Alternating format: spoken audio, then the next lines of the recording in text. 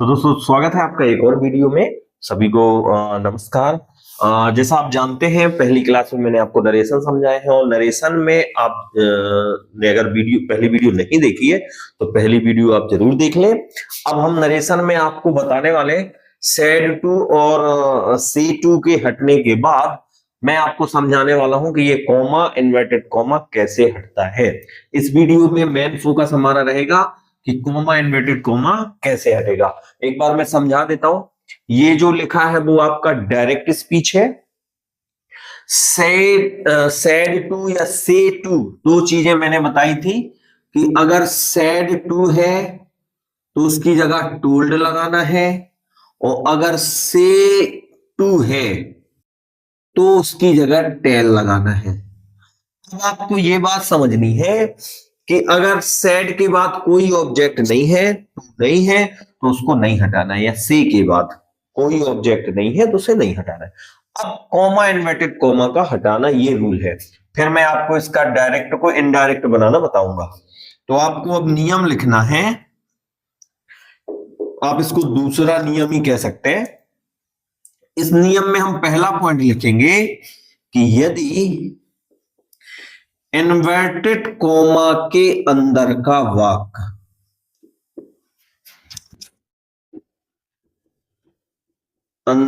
वाक्य कैसा है, सिंपल है, यानी साधारण है, सिंपल है। अब आप जानते हैं ये आपका यहां तक कहलाता है रिपोर्टिंग और यहां का अंदर का कहलाता है रिपोर्टेड। ये बात याद रखना है। तो हम इन्वर्टेड कॉमा के अंदर का वाक्य यही सिंपल लैंग्वेज रखते हैं। यदि इन्वर्टेड कॉमा के अंदर का वाक्य सिंपल है तो कॉमा इन्वर्टेड कॉमा हटा करके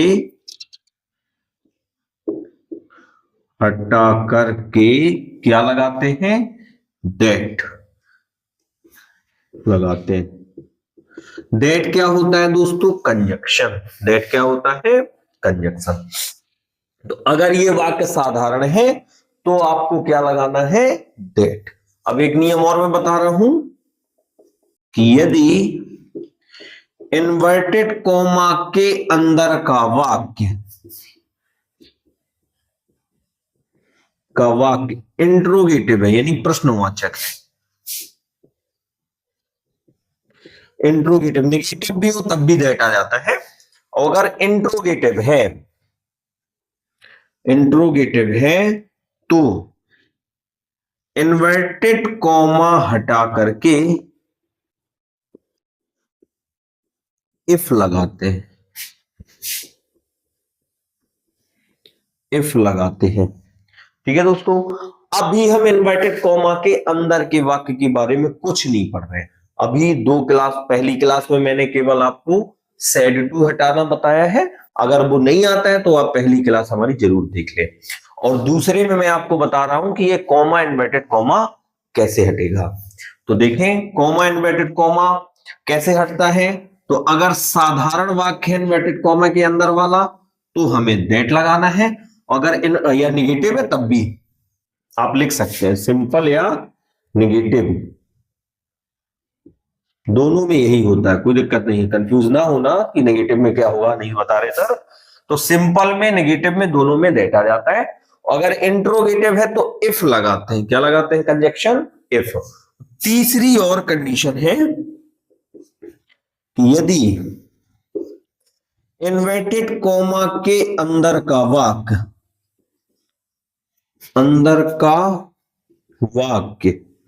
या अंदर के वाक्य में WH वर्ड है, जैसे हु, हाउ, व्हाट, आप जानते हैं बहुत सारे etc। तो यही WH शब्द लिखते हैं, यानी फिर हमें किसी कंजक्शन की जरूरत नहीं है। एक बात और होती है यदि आपने इन्वर्टेड कॉमा हटा करके इफ लिख दिया है, अभी प्रैक्टिस करवाऊंगा मैं, यदि आपने इन्वर्टेड कॉमा हटा करके इफ लिख दिया है तो अब आपको अंदर का वाक्य साधारण वाक्य यानी सिंपल ही बनाना पड़ेगा। अगर आपने कॉमा इन्वर्टेड कॉमा हटा करके इफ लिख दिया है तो यह डब्ल्यू एच शब्द है यहां पहले से ही, तो उसको हटा करके आप क्या करेंगे, उसी शब्द को यहां रख देंगे और साथ में अंदर वाला वाक्य आपका सिंपल बन जाएगा। तो दोस्तों आप एक बार देख लें अच्छे से। डायरेक्ट स्पीच में पहली चीज, पहला नियम अपन ने इसको हटाना देख लिया है, ये मैं आपको बता चुका हूं, आपको सबको पता है कि सेड टू है तो इसकी जगह टोल्ड आएगा, से टू होता तो टेल आता, और अगर टू लगाकर कोई ऑब्जेक्ट नहीं है तो से, सेड, सेज ये बदलते नहीं है। क्लियर है आप? अब आप इन्वर्टेड कोमा में ये 3 नियम देख रहे हैं, ये भी आपको याद रखने पड़ेंगे। आप पेन कॉपी लेकर के ये नोट कर ले कि अगर इन्वर्टेड कॉमा के अंदर का वाक्य साधारण है, सिंपल है या नेगेटिव है तो हमें उसको हटा करके दैट लगाना है।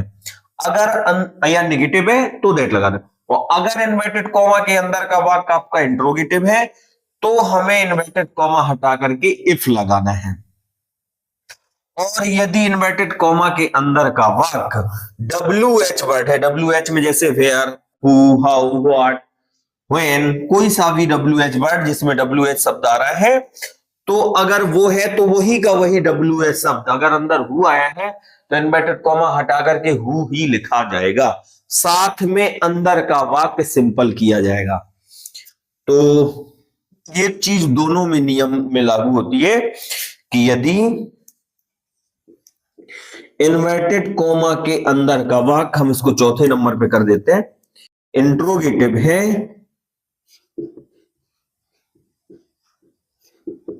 गेटिव है तो आपका इनडायरेक्ट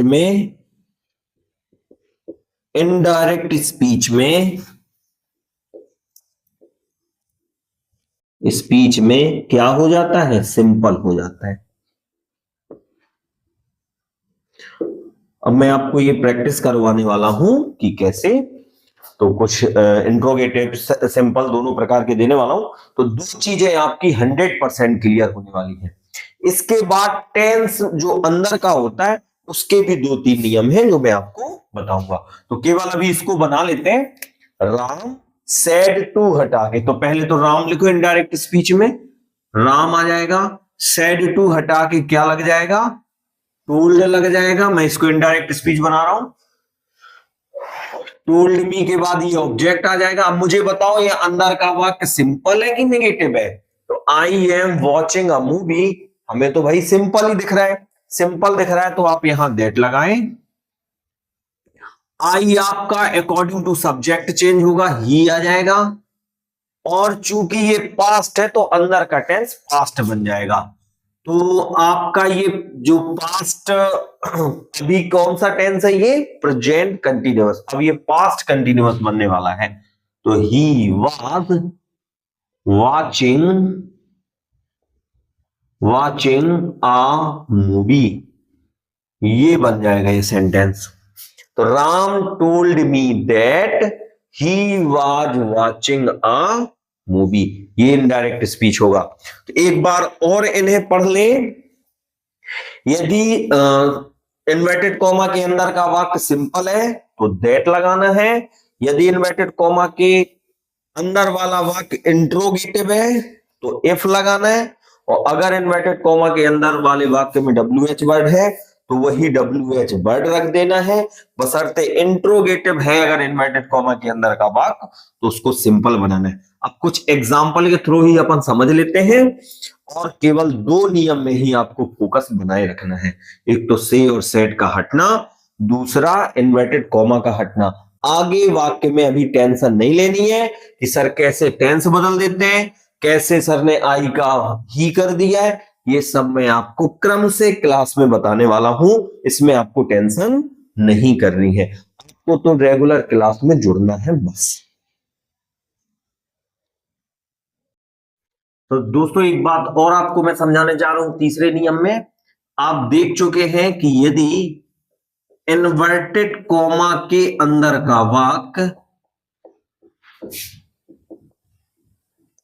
का वाक्य कैसा है, सिंपल है। सिंपल है तो आप जानते हैं कि सेड टू काय में बदलता है, सेड टू बदल जाता है आपका टोल्ड में। और मैंने आपको पहली वीडियो बता चुका हूं, से टू बदल जाता है टेल में। ठीक, ये आपने पढ़ा। और साथ में अगर अंदर का वाक्य सिंपल है तो अगर से के बाद दूसरा ऑब्जेक्ट नहीं है तो वो नहीं बदलता है। लेकिन दूसरा बता रहा हूं कि यदि इन्वर्टेड कॉमा के अंदर का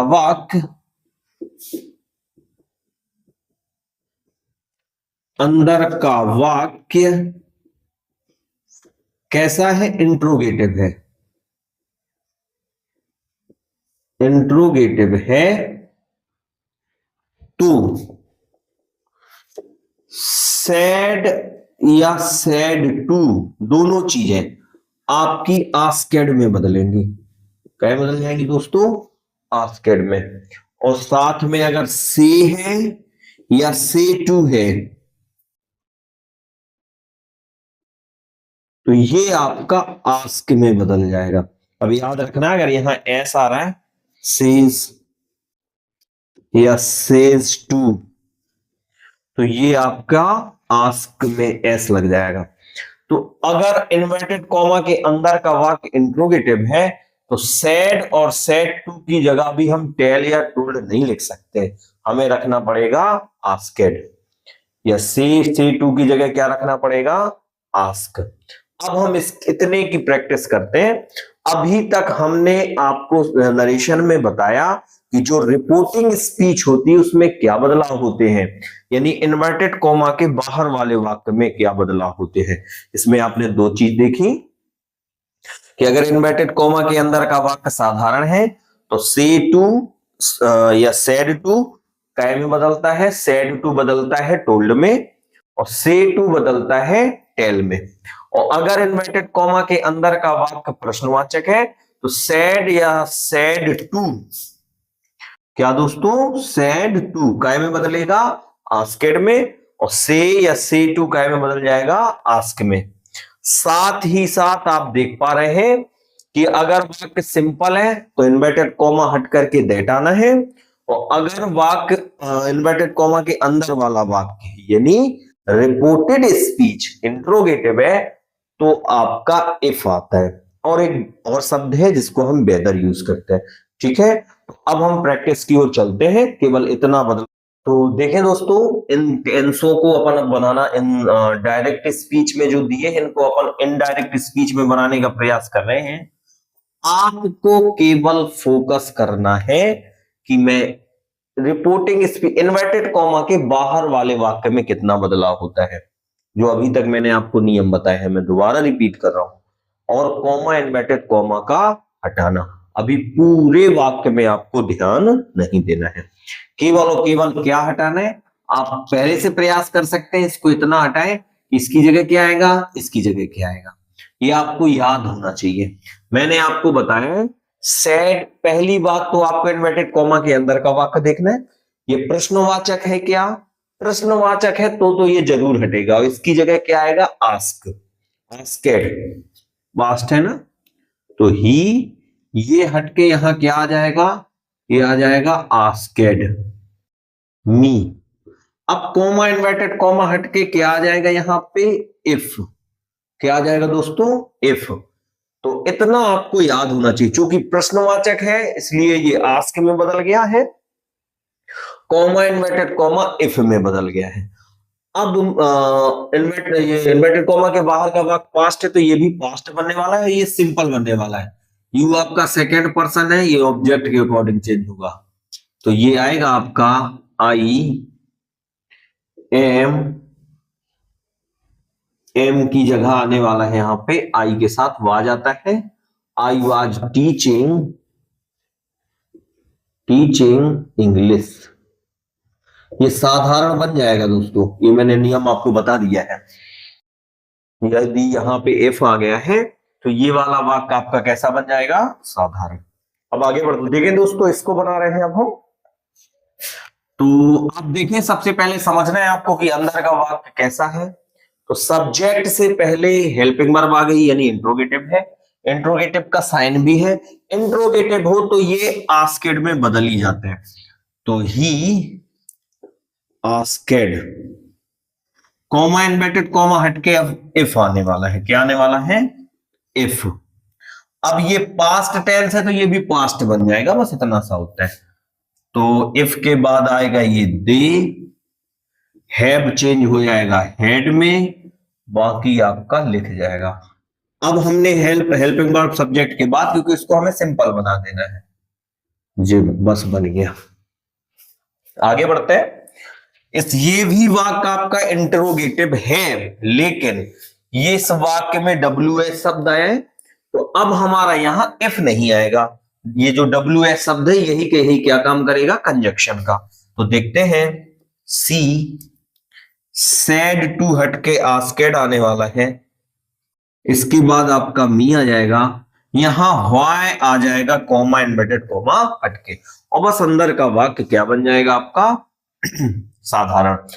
अब आपको ये याद रखना है, इसमें बिल आया है, यानी ये फ्यूचर का टेंस है। फ्यूचर का टेंस है तो बिल का वुड हो जाएगा पास्ट। बिल का पास्ट क्या होता है? वुड। He would disturb. ये बन गया दोस्तों। आगे बढ़ते हैं।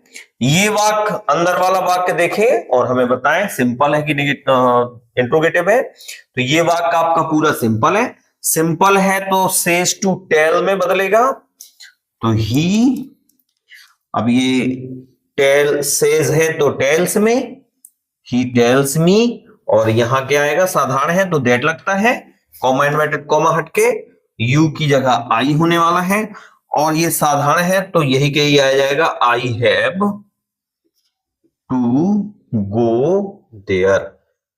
ये देखो दोस्तों, ये बन गया आपका इनडायरेक्ट स्पीच। से टू काय में बदला? टेल्स में। कॉमा इन्वर्टेड कॉमा काय में बदला? दैट में, क्योंकि अंदर का वाक्य साधारण है। आपको फोकस यहीं तक करना है, आगे नहीं समझा रहा हूं मैं, याद रहे, आगे स्टेप बाय स्टेप समझ में आएगा। अब इसको भी बताएं, अंदर का वाक्य कैसा है? नेगेटिव। नेगेटिव है तब भी आपका यहां दैट आएगा, कॉमा इन्वर्टेड कॉमा हटके, और से के बाद कोई ऑब्जेक्ट नहीं है तो यहां पे से हटने वाला नहीं है, इसको कोई हटा भी नहीं पाएगा। She says that. अब ये प्रेजेंट है तो अंदर का वाक्य भी प्रेजेंट ही बना रहेगा, तो पूरा लिख देना आपको। Radhika does not like chocolate. ये बन गया दोस्तों। तो आप एक बात ध्यान दे रहे होंगे, यू को मैंने यहां आई लिखा है, दे को मैंने बदला ही नहीं है, ही को मैंने नहीं बदला है, तो आप ये ध्यान दे रहे हैं कि आई को कहीं ही लिख दिया जाता है, यू को आई लिख दिया जाता है, तो ये कैसे? ये कहलाते हैं पर्सन का बदलना। पर्सन का बदलना मैं आपको अभी आज की क्लास में समझाने वाला हूं। देखते हैं और आगे थोड़ा। तो देखिए दोस्तों, हम आपको बताने जा रहे हैं पर्सन। पर्सन 3 प्रकार के होते हैं, फर्स्ट पर्सन, सेकंड पर्सन और थर्ड पर्सन। आपको ये चीज याद कर लेना है, तब मैं आपको समझा पाऊंगा कि इन्वर्टेड कॉमा में के अंदर वाले जो आई है उसको हम किस में बदलें, यू है उसको किस में बदलें, वी है किसको बदलें। और तो देखें दोस्तों, फर्स्ट पर्सन में आपका सब्जेक्ट में 2 चीजें आएंगी, आई आएगा और बी आएगा। सेकंड पर्सन में केवल यू आता है सब्जेक्ट में। थर्ड पर्सन में आपका इसके अलावा जो आप देख पा रहे हैं, ही हो गया, सी हो गया, दे हो गया, इट हो गया, ये सब आपके थर्ड पर्सन में है। कोई छूट तो नहीं रहे हैं? I, we, you, they, he, she, it हो गया पूरा, और किसी का नाम, ये भी आपका थर्ड पर्सन ही होता है, किसी का नाउन। अब आप जानते हैं आई का ऑब्जेक्टिव केस मी होता है और इसका पजेसिव केस माई या माइन होता है। बी का ऑब्जेक्टिव केस अस होता है और इसका पजेसिव केस अवर होता है। यू का ऑब्जेक्ट तो यू ही होता है लेकिन पजेसिव केस क्या होता है, अवर। ही का ऑब्जेक्ट हिम होता है और पजेसिव केस हिज होता है। ऐसे ही सी का ऑब्जेक्ट हर होता है और इसका पजेसिव केस भी हर ही होता है। दे का ऑब्जेक्ट देम होता है और इसका पजेसिव केस देयर होता है, THEIR वाला देयर।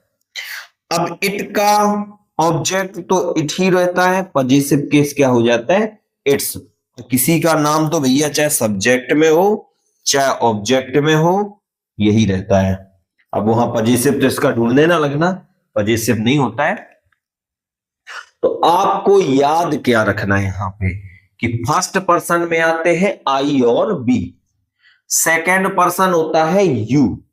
तो फर्स्ट पर्सन चेंज होता है इन्वर्टेड कॉमा के बाहर वाले सब्जेक्ट में, सेकंड पर्सन होता है ऑब्जेक्ट में और थर्ड पर्सन रहता है नो चेंज। ये नियम मैं आपको कल लिखवाने जा रहा हूं।